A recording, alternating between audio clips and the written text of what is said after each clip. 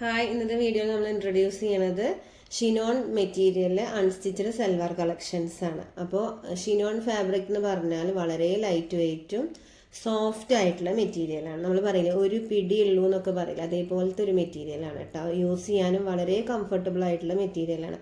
First shade വരുന്നത് ചിക്കു ഷെയ്ഡാണ്. ചിക്കു ഷെയ്ഡാണ് ബേസ് കളർ വരുന്നത്. എംബ്രോയ്ഡറി ഡിസൈൻ വന്നിട്ടുള്ളത് വൈറ്റ് ത്രെഡ്സിലാണ്. അപ്പോൾ ഫുൾ എംബ്രോയ്ഡറി ബൂട്ടാസ് ആണ് വന്നിട്ടുള്ളത്. ഫ്രണ്ടും ബാക്കും ഒരേ ഡിസൈനാണ് വന്നിട്ടുള്ളത്.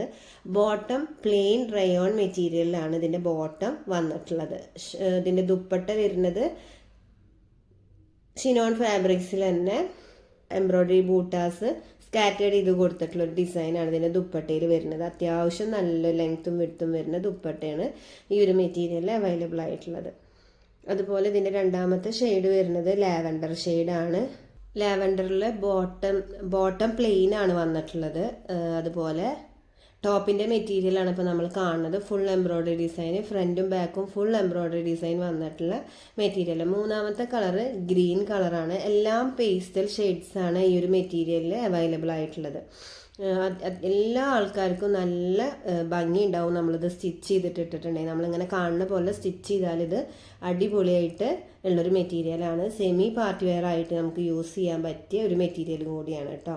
അപ്പോൾ ഇതിൻ്റെ 4 കളേഴ്സാണ് നമുക്ക് അവൈലബിൾ ആയിട്ടുള്ളത്. നാലാമത്തെ ഷെയ്ഡ് എന്ന് പറയണത് പേസ്റ്റൽ ഷെയ്ഡാണ് വന്നിട്ടുള്ളത്.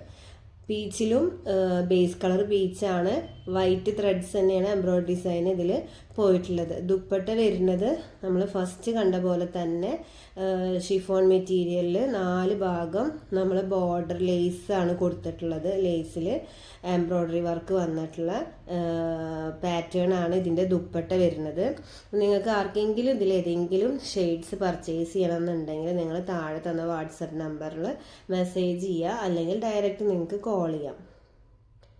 അപ്പം ഇതിൻ്റെ ലാസ്റ്റിൽ ഞാൻ ഇതിൻ്റെ ഒരു പിക്ക് കൊടുത്തിട്ടുണ്ട്. മെനിക്യൂണിൽ വെയർ ചെയ്തിട്ട് ഇത് നമ്മൾ സ്റ്റിച്ച് ചെയ്താൽ എങ്ങനെ ഉണ്ടാവുക എന്നുള്ളത്. അപ്പോൾ അതും കൂടി ഒന്ന് കാണുക. അതുപോലെ തന്നെ ലോങ് ലാസ്റ്റിങ്ങും കളർ പോവാത്ത മെറ്റീരിയലാണ്. നമുക്ക് എങ്ങനെ വേണമെങ്കിലും വാഷ് ചെയ്തിട്ട് യൂസ് ചെയ്യാൻ പറ്റിയ മെറ്റീരിയലാണ്.